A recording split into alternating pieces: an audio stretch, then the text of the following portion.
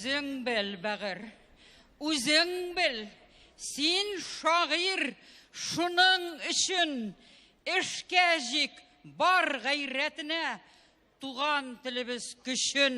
Нәҗибә Сафинаның милләт өчен үзгәләнеп ялкынлы чыгышлар ясавы беркемне дә битараф калдырмый. Чын татар саласында Башкортстанның Яңавыл районы Кисәк Кайын авылында туа ул.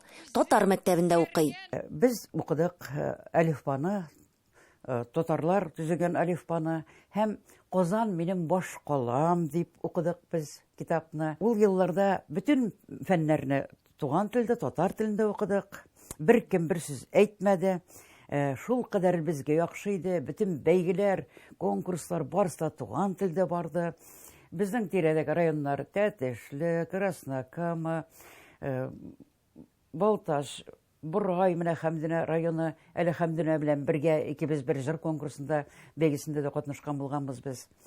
Барысы да татар районнары. Яңавыл районында күп кенә күренекле татар шәхесләре туып үскән. Араларында җырчылар, музыкантлар. Бу якларның табигате дә, урыны да шундый ди Нәҗибә ханым. Татар ул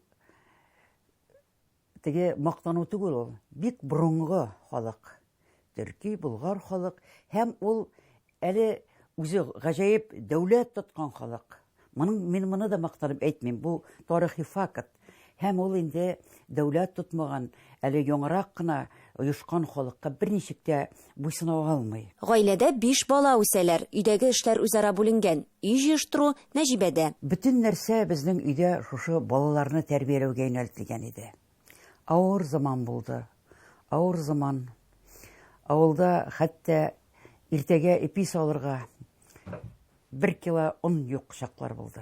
Татар җанлы кыз әлбәттә инде Казан университетының татар теле һәм әдәбияты бүлегендә укый. Аннан Татарстан һәм Башкортстан республикаларын иңли. Мәктәп училищеларда укыта, матбугатта эшли, кая барса да иҗат берләшмәләре төзегән. Дәүләт өчен әзерләгәннәр өйдә, дәүләтне аңлатканнар. Тик мин хатын-кыз бала буларак, менә бу мәхәббәт мәсьәләсендә әзер булмаганмын. Артык әткәй кызы идем чөнки. Әнкәй кызы булыбрак өлгермәгәнмен. Беренче иренең иҗатына гашык булып кияүгә чыга. Рәссам булган ул. Чехословакиядә сугышта яраланган. Шул афәтне еш сөйли. Тик бу Нәҗибә Әхмәтнур кызын аннан ерагайта гына бара. Сугышта иренә эшләргә туры килгән вәхшилекләрне кичерә алмый ул. Бер көнне кызын күтәреп чыгып китә. Икенче тапкыр сүз рәссамы. Мин Мөдәррис Әгъләмовка әлбәттә Әгъләмовка түгелдер. Мөгаен иҗатына, аның шагыйрьлегенә студент чакта ук гашык булганмын.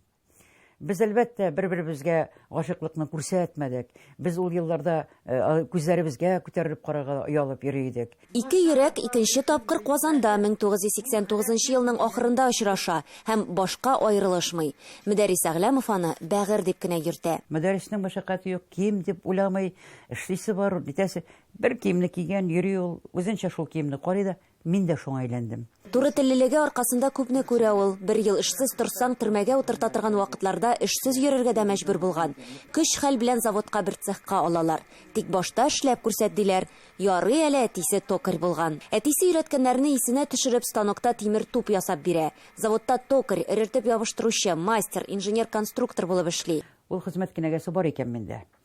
Карадым да таң калдым. Улымда баламны күтәргән килеш мин ел сайын диярлек үзгәрткәнмен. Эш урынын, республикаларны, то Башкортстан белән Татарстан арасында шулай йөгереп йөргәнмен. Ел сайын кайда балалар бакчасы бар, шунда эшләгәнмен. Нинди эш бирәләр, шул фәнне алып барганмын. Ләкин түләү турында уйлап та караганым булмады минем. Мин үз күңелемдә акча булганы да юк аның, беренчедән санамыйм да. Гел юлда булу эссез үтми билгеле. Юлда күп тапкыр аварияләргә очрап хастаханәләрдә ята. Операцияләр ясап тернәкләнеп кенә килгәндә тагын бер авария. Машина белән юл кырыена очкан. Башы ярыла, умыртка баганасына зыян килә. Гомерлеккә хәрәкәтсез буласың диләр. Хикмәт үз-үзеңә фәрман бирә белүдә. Минем күзем ачылгач, мин күземне ачкач, мин йөрергә тиеш. Мин шундый фикергә килдем, ул 6-8 сынган, 7-12 утырган умыртка сөягендә, һәм баш булай бит инде. Энем килде дә, әйдә кайтабыз, диде миңа. Әйдәмедем, кайтабыз. Мин Мамадыш табибларына гаҗәп рәхмәтлемен, мине тотып калмаганнар өчен. Мин аякка басасы һәм иресе кеште белдем. Кайгыдан юламый ул, күз яшьләре шатлыктан гына тәгәрәп төшәргә мөмкин.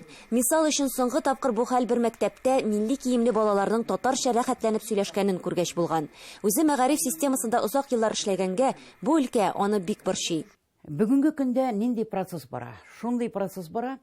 Менә агачның тамырына балта шабылган, ул балтаны алырга уйламыйлар. Бу әле күпмедер дәрәҗәдә яфраклар булган, шушы курган яфраклар урынына яшел яфраклар тизәләр.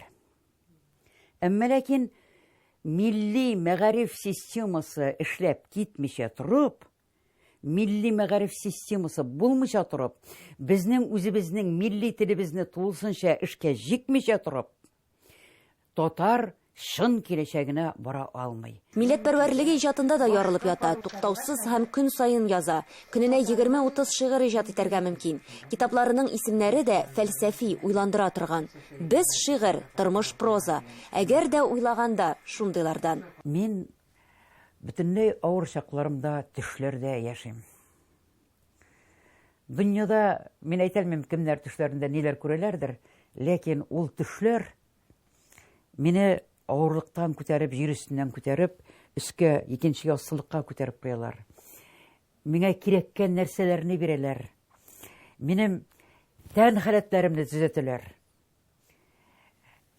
Ул минем бәлки хыял дөньямдыр дип тә уйлап куям. Нәҗибә Сафинаның балалар өчен иҗат иткән шигырьләре аерым игътибарга лаек. Иң беренче басылган китабы да 1996 елда Кыш теле була. Балалар өчен язган 8 китабы бар. Мин бит хатын-кыз, ана һәм әби, дәвәни.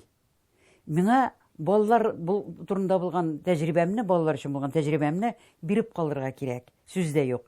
Минем ул оныкларыма сөйли, балаларыма сөйли, җанымда туган әйбер. 2009 елдан башлап мин шагыйрь буларак шигырь китабы чыгармаган кеше. Менә бу минем Кан хәтере дигән китап 2009 елда чыгарылган. Монда минем төп принципларым, төп максатларымны ачыклый торган шигырьләр. Бүген буларның күбесен кычкырып укырга да куркалар. Әлеге вакытта китап нәшриятында зурлар өчен 2, балалар өчен 7 китабы үзенең басылу чиратын көтеп ята. Нәҗибә Сафинаның исем дәрәҗәләре юк, ул аларга мохтаҗ да түгел. Бөтен премияләрдән үзе баш тарткан.